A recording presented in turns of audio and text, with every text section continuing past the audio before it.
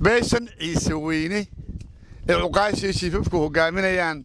وحلينا السلام عليكم ورحمة الله وبركاته. إن كفتران كبلا ويا كل أنا عيسى ويسوى نقعنا مقعينا وهيانو وحنا وسيركي وحنا دقوه دو مقلي كرينين آخري حتى لو واحد يقول صون نقضي ما أنت لما ذي وحنا سيبوناك لما ذي شيف عاقل حسن عثمان هو الفرديان صاحب كإبراهيم هو الفرديان horta aad iyo aad baan idin salaamaya gobolkan waa gobol aad iyo aad runtii u ballaaran waxaanu inta ugu hoyeynay kalgacayl xukuumaddu u qabto shacbiga gobolkan ku nool wali ma jirto meel iska nabadan dilo oolin oo inta loo hayo wuxuu ba ka muddo badnaa gobolkaas Sanaag noqodka yagani kii hore uu ka duwan waxa wada socda wasiirkii arrimaha gudaha iyo kii difaaca waxa wada socda taliye ku-xigeenkii bilayska iyo abaanduuli ciidamada qaranka waxa wada socda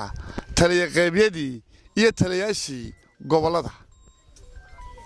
ee gobolka oo dhan kaga tagnay ahmiyadda inta lagu xaloosi waxaanu fulinaynaa maanta waa amar iyo fulin socodkii hore maaha gudida amniga ee qaranku shir degdeg bay gashay markii gacanka hadalku yimi madaxweynaha Dr. Cabdiraxmaan Maxamed Cabdilaahi baa jeer gareeya waxa go'aan lagu gaaray in gobolkii la tago awaamirta dawladda la fuliyo si ay noqoto amar ka duwan kii hore baladaadii dhageysta maanta waxaanu sidnaa fulin koo waxa ka xukuumadda Somaliland ma ogola dubna ugu dul qaadan mayso dad shacbiya oo qorisita hadda ma maqlaysaa wuxuu baa qori loo ogol yahay dadka xukuumadda nabadgelyada ilaaliya raga darajadaas iyo ciidamada xukuumaddu way ka adagtay nabadgelyada laakiin markii hore dadkeeda ayay u tureysay laakiin saacada aan joogo qofkii qori lagu arkaa waa dambi waxa amarka la siinayaa ogolaha amnigu madaxweynuhu hogaamin amarku ka soo baxay labada taliyaan idin sheegay ayaa fulinta ku shaqale labaduna way maqlayaan waxa ku xiga inaanu beeshan ka doonayno inay ku dhawaaqdo inay nabadgelyo qaadatay oo beesha ay soo abtiga yihiin ay nabadgelyo inay ku wada noolaan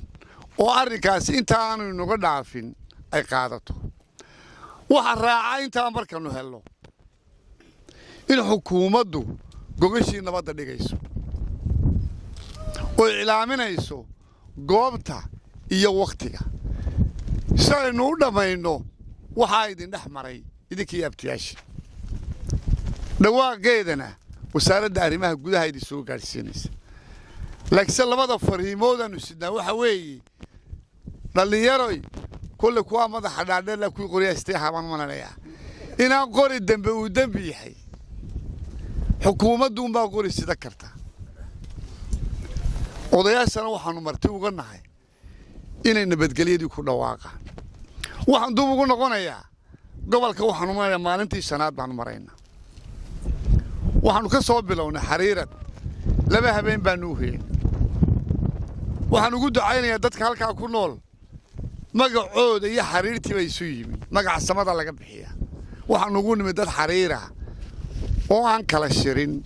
oo aan kala qixin oo wada jooga waxa meel baan ugu wada hadlaysaanoo anigu maanaan kala qixin waxna isumaanaan sheegin waa wada degan waa wax runtii aad loogu farxaa aad iyo aad baan ugu ducayn laba habeen baan la joognay qofba moo hadala waxaanu daanuna fariintiisa soo gaarsiinay idigu hadal baa uma baahnidin waxaanu ku xogsiinay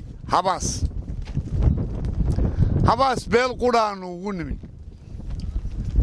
oo keligeeda waxaanu reer habaasow